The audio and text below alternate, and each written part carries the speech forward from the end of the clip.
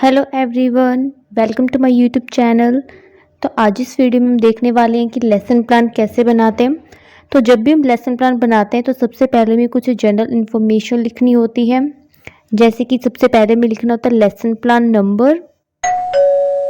उसके बाद हमें लिखना होता है नेम। यहाँ पर आपको अपना खुद का नेम लिखना है। उसके बाद हमें लिखनी होती है क्लास की, हम कौन सी क्लास के लिए लेसन प्लान बना रहे हैं। तो आज का जो हमारा लेसन प्लान है वो है थर्ड, फोर्थ और फिफ्थ क्लास के लिए, क्योंकि जो हमारा टॉपिक है वो जो क्या है इन तीनों क्लासेस के अंदर कॉमन है। तो तीनों क्लासेस के लिए आप ये टॉपिक के ऊपर लेसन प्लान बना सकते हैं। क्लास लिखने के बाद अब हमें लिखना होता है रोल नंबर। यहाँ पर आपको अपना रोल नंबर लिखना है। उसके बाद सब्जेक्ट, कि आप कौन से सब्जेक्ट का लेसन प्लान बना रहे हैं। तो आज जो हमारा लेसन प्लान डिस्कस करें वो है इंग्लिश सब्जेक्ट का। और सब्जेक्ट लिखने के बाद आपको लिखना होता है टॉपिक। तो हमारा आज का जो टॉपिक है वो है वर्ब। उसके बाद हमें लिखनी होती है ड्यूरेशन, जो है 35 मिनट। और उसके बाद लिखनी होती है डेट, कि आप किस डेट को ये लेसन प्लान बना रहे हैं, वो डेट आप यहाँ पर लिख देंगे। अब इसके बाद हमें लिखने होते हैं इंस्ट्रक्शनल एड्स। इंस्ट्रक्शनल एड्स क्या होते हैं कि एक टीचर क्लास के अंदर इंस्ट्रक्शन देने के लिए कौन कौन से मटेरियल का यूज़ करता है, वो क्या होता है इंस्ट्रक्शनल एड्स होते हैं। तो जैसे कि एक टीचर जो है वो स्टूडेंट को पढ़ाने के लिए चॉक, डस्टर, ब्लैक बोर्ड या फिर टेबल, इन सब का यूज़ करता है क्लास के अंदर। तो ये सब क्या होंगे, हमारे इंस्ट्रक्शनल एड्स होंगे। इंस्ट्रक्शनल एड्स लिखने के बाद हमें लिखने होते हैं इंस्ट्रक्शनल ऑब्जेक्टिव। वीडियो में आगे बढ़ने से पहले एक बार आप वीडियो को लाइक और चैनल को सब्सक्राइब कर दें। और इस चैनल के ऊपर जो क्या आपको बीएड से रिलेटेड और भी बहुत सारे लेसन प्लान मिल जाएंगे, तो आप वो भी देख सकते हैं। और साथ में जो क्या है उन लेसन प्लान का जो लिंक है वो मैं आपको डिस्क्रिप्शन में भी दे दूँगी, तो आप वहाँ से भी जाके लेसन प्लान चेक कर सकते हैं। अब आते हैं हमारे टॉपिक के ऊपर। तो हमें लिखने होते हैं इंस्ट्रक्शनल ऑब्जेक्टिव। सबसे पहले हमें पता होना चाहिए कि इंस्ट्रक्शनल ऑब्जेक्टिव क्या होते हैं।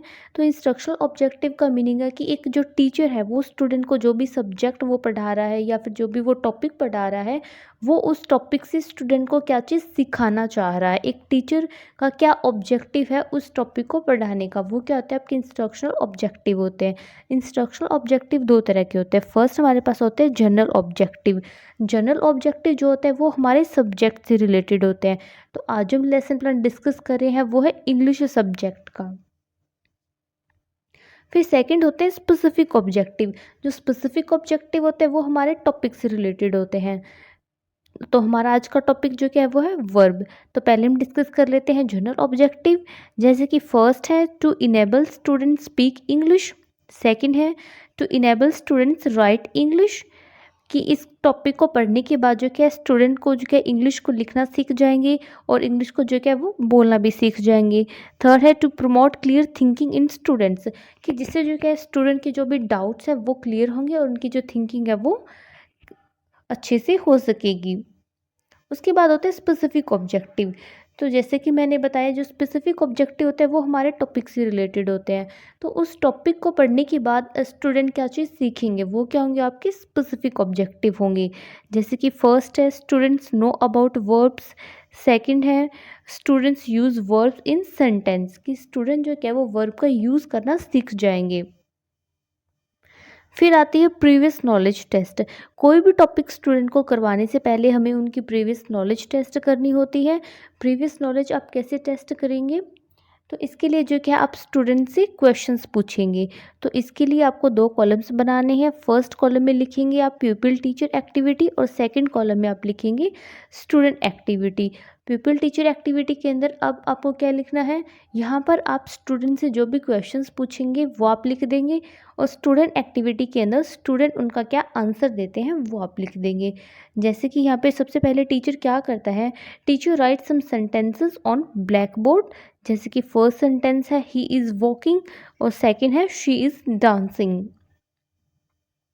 अब यहाँ पे टीचर क्या कहता है, टीचर स्टूडेंट से कहता है students tell me verb in this sentence, कि इन सेंटेंसेस के अंदर कौन सी वर्ब है। तो यहाँ पे स्टूडेंट बताते हैं वॉक और डांस, ये क्या है वर्ब है। तो इससे टीचर को पता चल जाता है कि स्टूडेंट को एक बेसिक नॉलेज तो है वर्ब के बारे में। तो अब टीचर क्या करेगा, अब टीचर करेगा अनाउंसमेंट ऑफ द टॉपिक। और टीचर उन्हें कहता है students today we study about verbs, कि आज हम वर्ब के बारे में पढ़ने वाले हैं।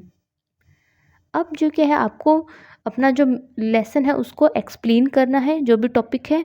तो इसके लिए आपको 4 कॉलम्स बना लेने हैं यहाँ पर। फर्स्ट कॉलम में लिखेंगे मेन पॉइंट्स, सेकंड कॉलम में लिखेंगे प्यूपिल टीचर एक्टिविटी, थर्ड कॉलम में आप लिखेंगे स्टूडेंट एक्टिविटी और फोर्थ कॉलम में आप लिखेंगे ब्लैक बोर्ड वर्क।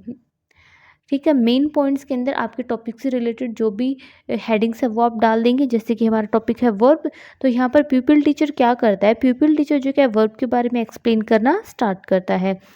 तो यहाँ पे टीचर बताता है कि verb are words that show an action और स्टेट ऑफ बीइंग। और स्टूडेंट की क्या एक्टिविटी होगी, स्टूडेंट्स लिसन केयरफुली। और यहाँ पे हमारा ब्लैक बोर्ड वर्क क्या होगा, ब्लैक बोर्ड के ऊपर हेडिंग डाल देंगे वर्ब। फिर नेक्स्ट हमारे आते हैं फॉर्म्स ऑफ वर्ब। अब आप उन्हें वर्ब की फॉर्म के बारे में बताएंगे। तो ये 3 होती हैं हमारे पास, जैसे कि फर्स्ट एक्शन वर्ब, सेकंड होती है लिंकिंग वर्ब और थर्ड होती है हेल्पिंग वर्ब। और ब्लैक बोर्ड के ऊपर आप हेडिंग डाल देंगे फॉर्म्स ऑफ वर्ब।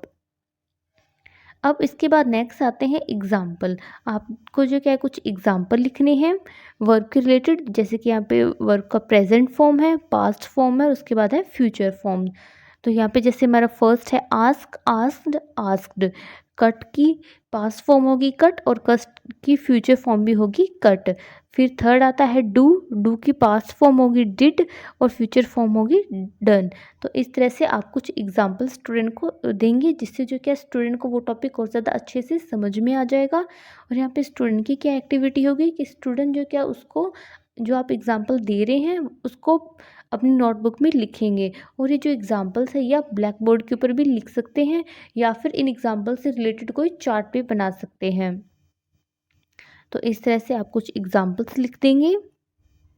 अब नेक्स्ट क्या है, नेक्स्ट आती है एक्शन वर्ब। अब आप एक्सप्लेन करेंगे कि एक्शन वर्ब क्या होती है। तो क्या होती है, जो verb tells what action something और समवन इज़ परफॉर्मिंग।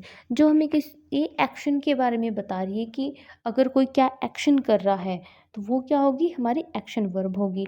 तो यहाँ पे स्टूडेंट की क्या एक्टिविटी होगी, स्टूडेंट्स लिसन केयरफुली और ब्लैक बोर्ड के ऊपर हेडिंग डाल देंगे एक्शन वर्ब। अब नेक्स्ट आती है रिकैप्चुलेशन। रिकैप्चुलेशन क्या होती है, यहाँ पर जो टीचर है वो स्टूडेंट से क्वेश्चंस पूछता है जो भी टॉपिक उसने आज क्लास में करवाया है, जिससे जो कि एक टीचर को पता चलता है कि स्टूडेंट को वो टॉपिक समझ में आया या फिर नहीं आया है। तो इस तरह से आप अपने टॉपिक से रिलेटेड कुछ भी क्वेश्चन स्टूडेंट से पूछ सकते हैं। फिर लास्ट में हमें देना होता है होमवर्क। होमवर्क देना भी स्टूडेंट को ज़रूरी होता है, जिससे जो क्या है स्टूडेंट की उस टॉपिक से रिलेटेड जो क्या और ज़्यादा प्रैक्टिस हो जाती है। और अगर उन्हें कोई डाउट भी होता है तो वो नेक्स्ट जाके क्लास में फिर से टीचर से पूछ सकते हैं। तो इस तरह से आप उनको होमवर्क देंगे।